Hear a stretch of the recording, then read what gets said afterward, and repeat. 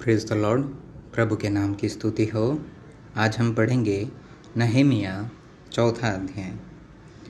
जब संबलत ने सुना कि यहूदी लोग शहरपनाह को बना रहे हैं, तब उसने बुरा माना और बहुत रिसियाकर यहूदियों को ठट्ठों में उड़ाने लगा। वह अपने भाइयों के और शोम्रोन की सेना के सामने यूँ कहने लगा, वे निर्बल यहूदी क्या किया चाहते हैं? क्या वे वह काम अपने बल से करेंगे?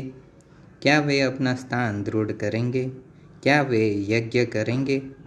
क्या वे आज ही सब काम निपटा डालेंगे? क्या वे मिट्टी के डेरों में के जले हुए पत्थरों को फिर नए सिरे से बनाएंगे? उसके पास तो अम्मोनी तोबियाह था और वह कहने लगा, जो कुछ वे अपना बना रहे हैं, यदि कोई गीदड़ भी उस पर चढ़े तो वह उनकी बनाई हुई पत्थर की शहरपनाह को तोड़ देगा। है हमारे परमेश्वर, सुन ले कि हमारा अपमान हो रहा है और उनका किया हुआ अपमान उन्हीं के सिर पर लौटा दे और उन्हें बंधुआई के देश में लुटवा दे। और उनका अधर्म तू न ढाँप और न उनका पाप तेरे सम्मुख से मिटाया जाए, क्योंकि उन्होंने तुझे शहरपनाह बनाने वालों के सामने क्रोध दिलाया है। और हम लोगों ने शहरपनाह को बनाया और सारी शहरपनाह आधी ऊंचाई तक जुड़ गई, क्योंकि लोगों का मन उस काम में नित लगाया गया रहा। जब संबलत और तोबियाह और अरबियों, अम्मोनियों और अश्दोदियों ने सुना कि यरूशलेम की शहरपनाह की मरम्मत होती जाती है और उसमें के नाके बंद होने लगे हैं, तब उन्होंने बहुत ही बुरा माना और सबों ने एक मन से गोष्ठी की कि जाकर यरूशलेम से लड़े और उसमें गड़बड़ी डाले। परंतु हम लोगों ने अपने परमेश्वर के से प्रार्थना की और उनके डर के मारे उनके विरुद्ध दिन रात के पहरुए ठहरा दिए। और यहूदी कहने लगे, ढोने वालों का बल घट गया और मिट्टी बहुत पड़ी है, इसलिए शहरपनाह हमसे नहीं बन सकती। और हमारे शत्रु कहने लगे कि जब तक हम उनके बीच में न पहुँचे और उन्हें घात करके वह काम बंद न करे, तब तक उनको न कुछ मालूम होगा और न कुछ दिखाई पड़ेगा। फिर जो यहूदी उनके आसपास रहते थे, उन्होंने सब स्थानों से 10 बार आकर हम लोगों से कहा, तुमको हमारे पास लौटा आना चाहिए।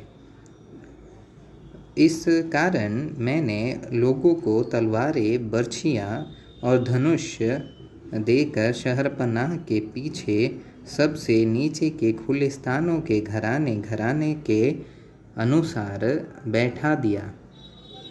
तब मैं देखकर उठा और रईसों और हाकिमों और सब लोगों से कहा, उनसे मत डरो। प्रभु जो महान और भय योग्य है, उसी को स्मरण करके और भाइयों, बेटों, बेटियों, स्त्रियों और घरों के लिए युद्ध करना। जब हमारे शत्रुओं ने सुना कि यह बात हमको मालूम हो गई है और परमेश्वर ने उनकी युक्ति निष्फल की है, तब हम सब के सब शहरपनाह के पास अपने अपने काम पर लौट गए। और उस दिन से मेरे आधे सेवक तो उस काम में लगे रहे और आधे बर्छियों, तलवारों, धनुषों और झिलमों को धारण किए रहते थे। और यहूदा के सारे घराने के पीछे हाकिम रहा करते थे।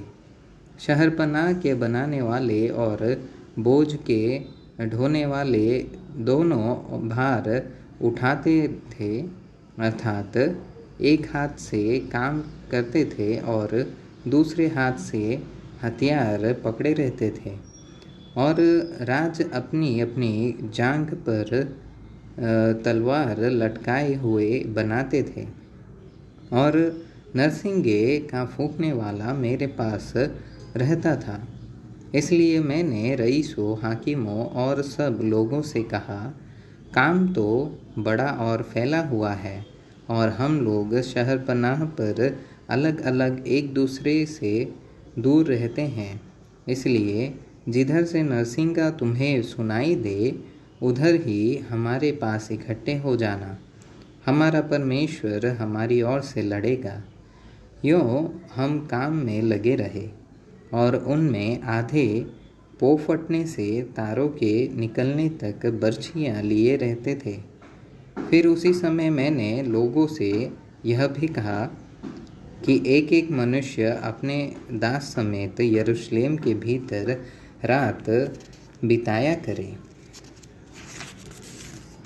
कि वे रात को तो हमारी रखवाली करे और दिन को काम में लगे रहे।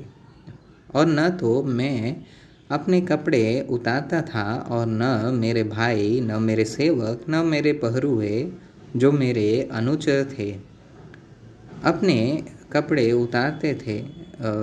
सब कोई पानी के पास हथियार लिए हुए जागते थे।